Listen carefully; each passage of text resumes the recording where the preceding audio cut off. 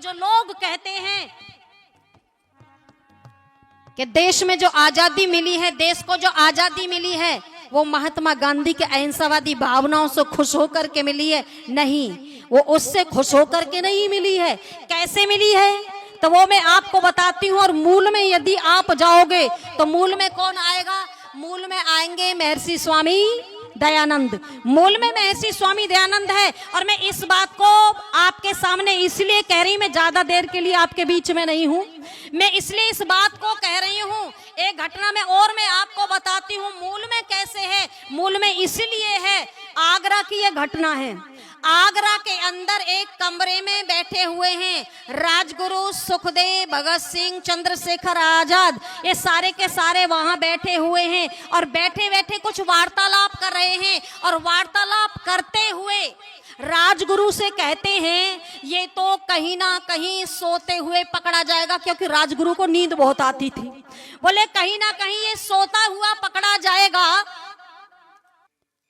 दूसरे व्यक्ति ने कहा और ये जो भगत सिंह है ये कहीं सिनेमा हॉल में पकड़ा जाएगा, ये फिल्म बहुत देखता है, ये वहां पकड़ा जाएगा। तीसरे व्यक्ति ने कहा और जो ये पंडित जी है ना, चंद्रशेखर आजाद, ये कहीं बुंदेलखंड में वहां शिकार खेलते हुए पकड़े जाएंगे। जब ये शब्द बोले तो भगत सिंह थोड़े हंसते हैं और मुस्कुरा करके एक बात कहते हैं, हंसी चल रही है कमरे में, हंसते हुए एक बात कहते हैं कि पंडित जी के लिए तो 2 रस्से की आवश्यकता पड़ेगी, 2 रस्से की आवश्यकता। एक रस्सा तो होगा उनके गले के फंदे के लिए और एक रस्सा होगा उनका जो भारी भरकम पेट है उसके लिए।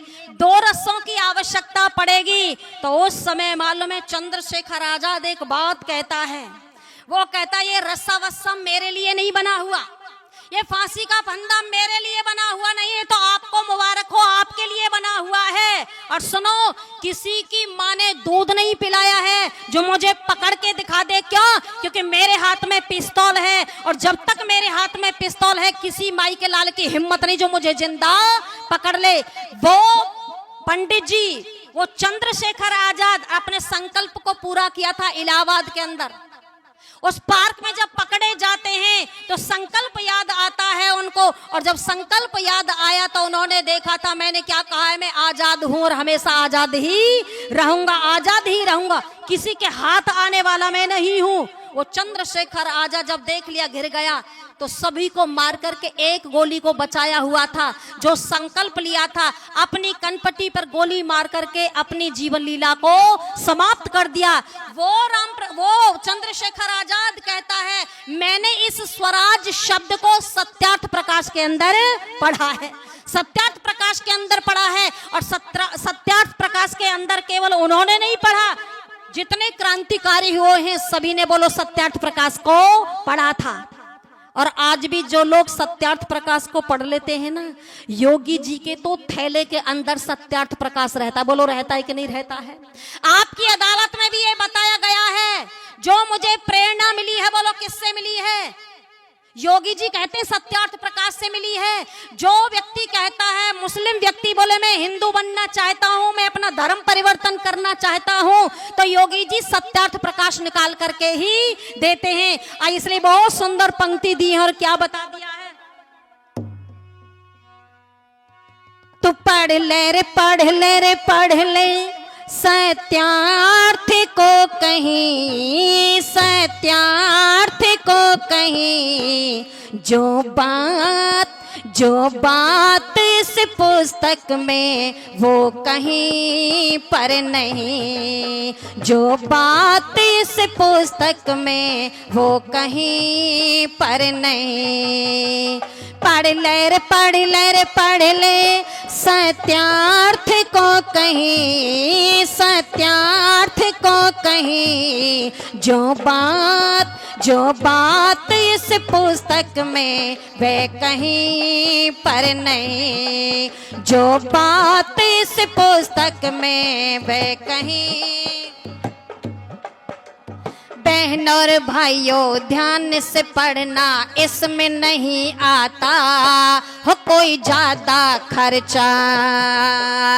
बहन और भाइयों ध्यान से पढ़ना, इसमें नहीं आता हो कोई ज्यादा खर्चा। समुल्ला से पहले में ईश्वर के 100 नामों की होती है चर्चा। समुल्ला से पहले में ईश्वर के 100 नामों की होती है चर्चा।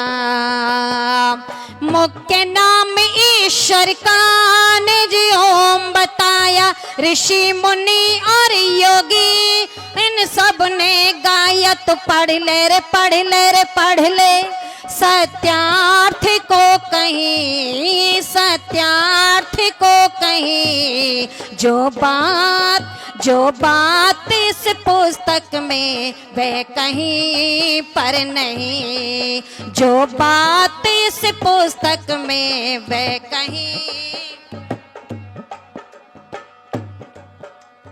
जितनी बार पढ़ोगे इस पुस्तक को उतना ही हो कुछ नया मिलेगा। जितनी बार पढ़ोगे इस पुस्तक को उतना ही हो कुछ नया मिलेगा।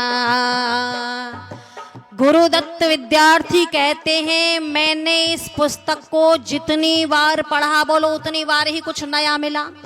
और आप भी पढ़ करके देखो तो पता चलेगा, जितनी बार आप पढ़ोगे ऐसा लगा इसको हमने पढ़ा नहीं है, हमने इसको पढ़ा नहीं है। इसलिए सत्यार्थ प्रकाश सभी को पढ़ना चाहिए, चाहे वो बच्चे हो चाहे वो जवान हो, जरूर पढ़ना चाहिए। रे क्या कहा, जितनी बार पढ़ोगे इस पुस्तक को उतना ही हो कुछ नया मिलेगा।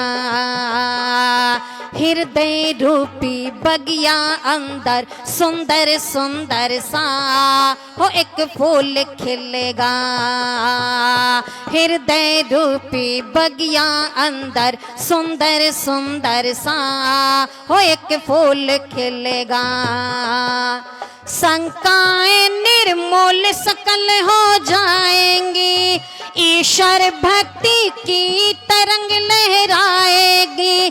तो पढ़ ले रे पढ़ ले रे पढ़ ले, सत्यार्थ को कहीं, हाँ बैठ कर कहीं। जो बात इस पुस्तक में वह कहीं पर नहीं, जो बात इस पुस्तक में वह कहीं पर नहीं। पढ़ पढ़ कर सत्यार्थ प्रकाश निकले हैं कितने जन हो बन क्रांतिकारी। एक क्रांतिकारी तो ऐसा है मेरी माताओं, जिसने ये कहा फांसी के फंदे पे कि मैं काला कपड़ा नहीं ओढ़ूंगा। क्या नाम है उसका? उसने कहा मैं काला कपड़ा नहीं ओढ़ूंगा। बोले ये तो नियम है, काला कपड़ा ओढ़ना ही पड़ेगा, लेकिन मना कर दिया, बोले काला कपड़ा नहीं ओढ़ूंगा। बोले आप मेरी अंतिम इच्छा मान कर ही ये काम कर लीजिए, मुझे काला कपड़ा नहीं ओढ़ना है। बोले क्यों नहीं ओढ़ना है? कि मेरी माँ मिलने के लिए आई थी और माँ को देख करके मेरी आंखों में आंसू आ गए थे।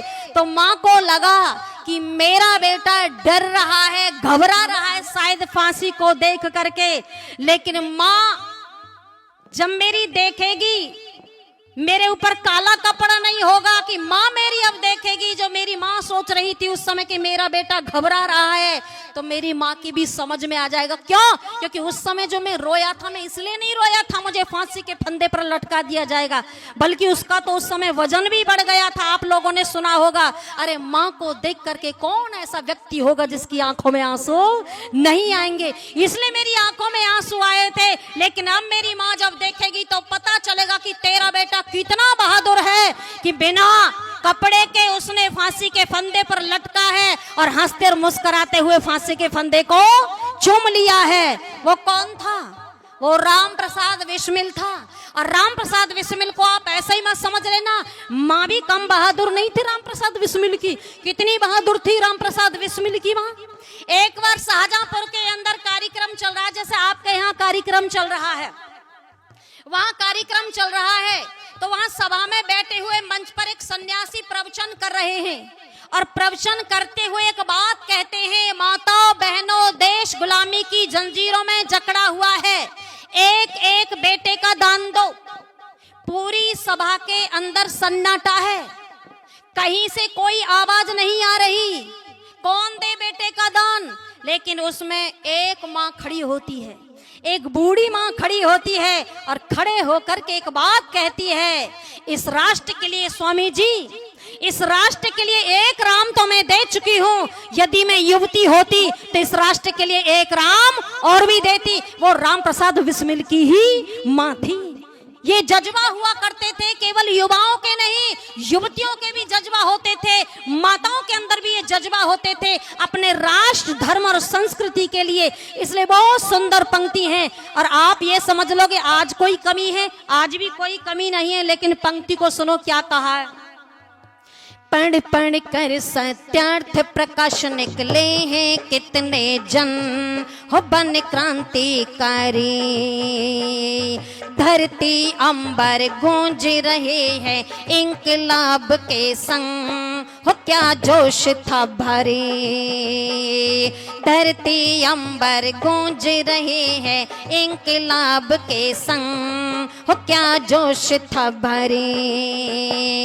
निकल पड़ी थी मिलकर आर्यों की टोली, छोट रही थी धों धों गोली पर गोली, निकल पड़ी थी मिलकर आर्यों की टोली, छोट रही थी धों धों गोली पर गोली। तो पढ़ ले रे पढ़ ले रे पढ़ ले, सत्यार्थ को कहीं, सत्यार्थ को कहीं, जो बात इस पुस्तक में वह कहीं पर नहीं, जो बात इस पुस्तक में वह कहीं पर नहीं।